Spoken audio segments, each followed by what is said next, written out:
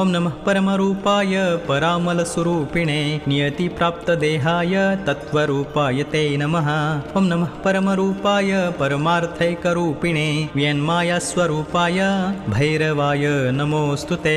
ओम नमः परमेशाय परतत्त्वार्थदर्शिने व्यन्मायाद्यधीशाय धिविचित्राय शम्भवे। ओम त्रिलोकेशाय गूढाय सूक्ष्मया व्यक्तस्वरूपिणे पराकाष्ठादिरूपाय पराय शम्भवे नमः। ओम नमः कालिकाङ्काय कालाञ्जननिभाय च जगत्संहारकर्त्रे च महाकालाय ते नमः। ओम नमः उग्राय देवाय भीमाय भयदायिने महाभयविनाशाय सृष्टिसंहारकारिणे। ओम नमः परापरानन्द स्वरूपाय महात्मने परप्रकाशरूपाय प्रकाशानां प्रकाशिने। ओम नमो ध्यानगम्याय योगिहृत्पद्मवासिने वेदतन्त्रार्थगम्याय वेद